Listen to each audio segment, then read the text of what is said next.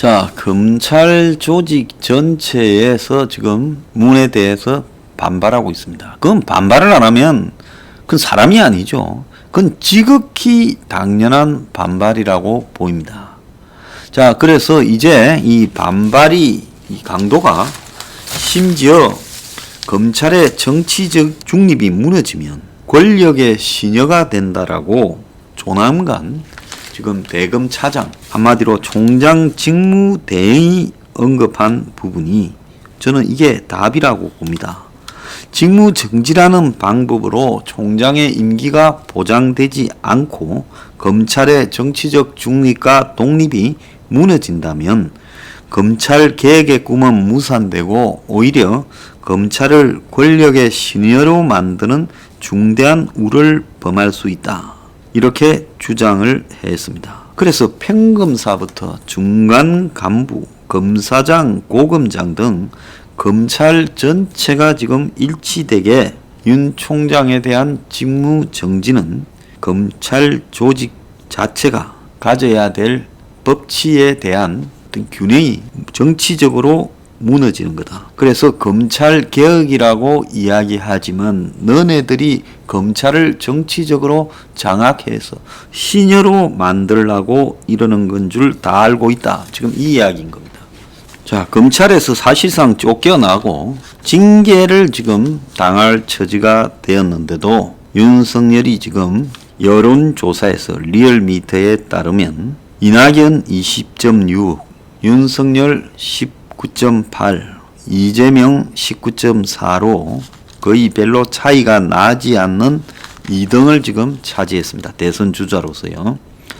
그래서 추미애 사태로 보수 진영이 윤석열로 사실상 집결을 했고 자기 고향인 충청에서 또 지금 서울에서 수도권 민심에서 영남에서도 1위가 나오고 있다는 겁니다. 이 문제를 보면 윤석열이 탄압받을수록 가만히 보면 뭐 이걸로 징역 살고 대선 못 나올 상황이 아니라면 별로 손해볼 것도 없는 이 돈 되는 장사다 이렇게 볼 수 있어요. 자, 그래서 지금 국민의 동당의 김종인, 김할배도 이 윤 내치는 이유를 문이 직접 밝혀라고 말을 하고 있지만은 윤을 지키자고 적극적으로 나서지도 않습니다. 그러면서 윤이 실제로 정치를 할 것인가에 대해서는 여러 이야기가 나오고 있습니다. 윤의 검찰 측근들은 옛날에는 저 사람이 정치할 가능성이 제로였고 과거 한나라당이나 안철수도 그한테 총선 출마를 제안한 바 있는데 윤은 정치할 소질도 없고 생각도 없다고 거절을 했어요. 자, 그래서 양정철이가 윤한테 2번이나 지난 20대 총선 앞두고 정계 입문을 권유했다는 겁니다. 그럼에도 2016년에 그랬다는 거죠. 그럼에도 불구하고 단칼에 이렇게 거부하더라. 그런 게 매력적이라서 양정철이 가끔 윤하고 만났다라고 이야기를 합니다. 근데 지금 윤의 지인들은 이제 정치를 할지 모른다, 반반이다라고 말을 했어요.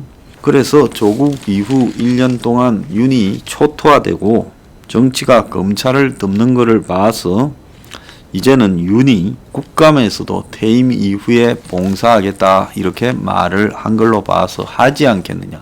저는 윤이 할 거라고 보고 있습니다. 다만 윤이 정치를 하는데 어디 가서 정치를 하느냐 하는 것이 저는 미지수다는 거예요. 최근까지 윤은 양정철과 관계를 유지해 왔어요.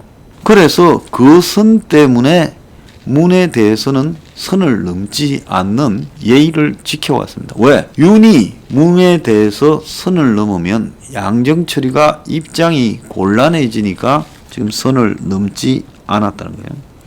자, 윤이 최근 들어서 뭐 술자리나 골프나 이런 것도 조심하고 군면제 사유에 이 짝눈에 대해서도 인사청문회 때 병원에서 진단서들 끊었고 이번에도 특활비로 추미애 측이 샅샅이 털었지만은 별로 걸린 게 없다고 합니다.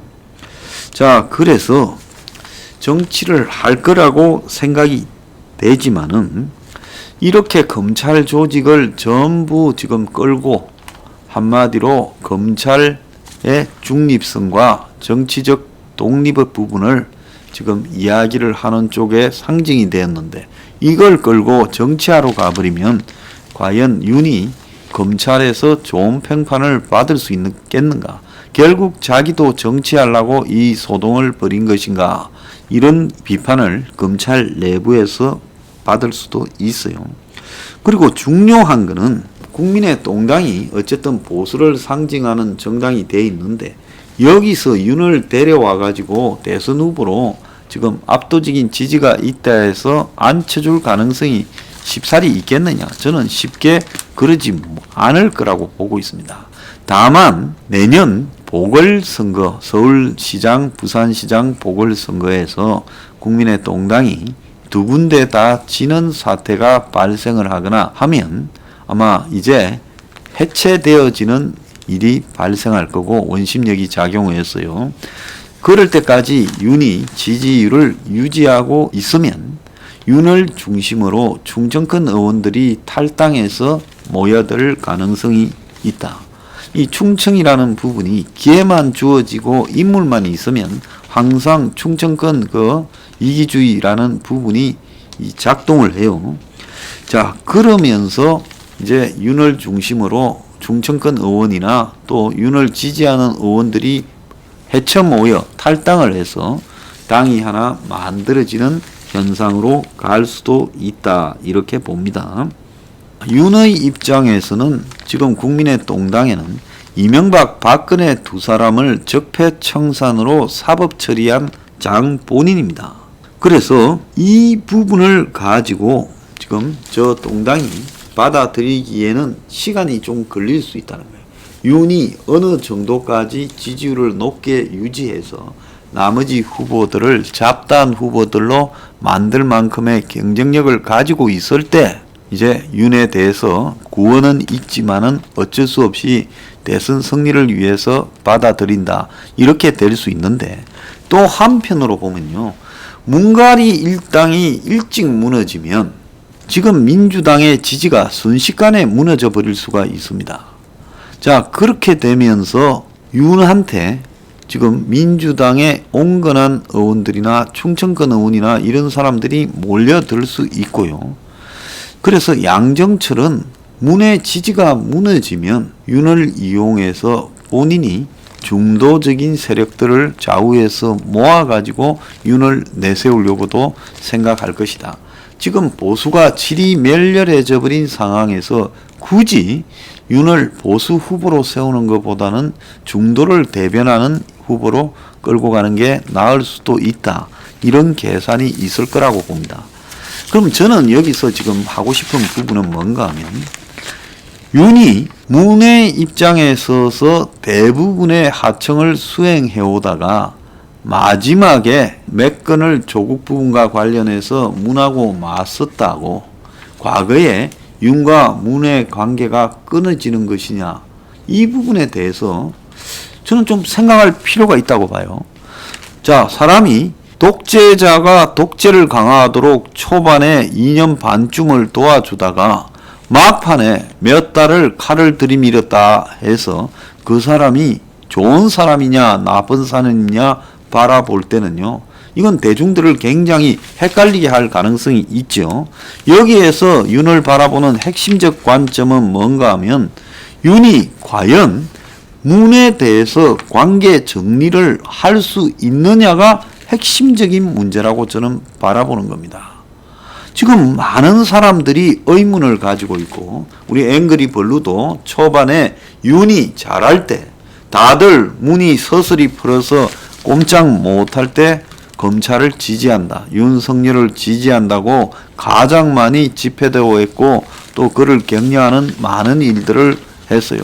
작년 연초에 대검 앞에서 살았지 않습니까? 그때 그렇게 한 이유는 윤석열이라는 개인에게 보낸 게 아니라 그거는 윤석열이라는 개인 부분이 아닌 윤이 주도해서 끌고 가고 있는 문 정권의 이 각종 부패 비리, 또 검찰이나 사법기구에 대한 장악 업무에 대한 저항, 이런 부분들을 잘한다고 격려하고 힘을 실어줬던 겁니다. 그런데 어느 시점 이후에 추미애가 들어오고 나서 윤은 상당 기간 침묵을 지켰고, 그래서 윤의 침묵이 해석하기가 사실 복잡했습니다. 윤이 무엇 때문에 저렇게 침묵을 지키고 있느냐. 어차피 친문 패거리는 윤을 버렸는데, 그럼 저쪽에서 이미 버렸고, 제가 시간 문제다 했잖아요. 윤이 먼저 문을 안 치면 문 패거리가 윤을 칠 거다. 자, 치지 않습니까? 많은 보수에 있는 사람은 내년 임기까지 버텨서 애를 먹여야 된다 했지만 임기까지 있게 놔둡니까? 안 놔두지요. 또 다른 한편으로 한번 생각해 보세요. 저자들은 윤을 갖다가 자기들하고는 좀 부딪히는 척 하지만 윤이 대선 후보로 비치니까 보수 진영의 지지가 윤한테 다 가버려요. 그래서 나머지 보수 후보들이 질이 멸렬해지면서 윤이 계속 살아있는 한은 보수는 거의 대선 후보를 못 낼 가능성이 커지고 있다는 겁니다. 자, 그러다가 어느 시점 더 가서 윤하고 문척하고는 잘하니까 만약에 나는 정치 안 할란다, 내가 언제 한다 했냐라고 산으로 가버리면 이제는 그야말로 닭쫓된 개가 되는 꼴이 될 수 있어요. 자, 그렇다면 이 문제에 대해서 윤은 지금 자신을 응원하고 있는 검찰 조직, 검사들의 가치에도 부합되고 또 자신에게 지지를 보내고 있는 국민들의 지금 지지에도 호응하는 입장에서 문에 대해서 밝힐 거는 밝혀야 된다는 겁니다. 대선 후보 2에 만족할 게 아니라 국민이 알고 싶은 게 많이 있어요. 우리들 병원은 왜 덮어졌는가? 어제 신라젠 같은 경우에요. 문을 닫지도 않고 1년간 또 더 검토해 보겠다고 쇼를 합니다.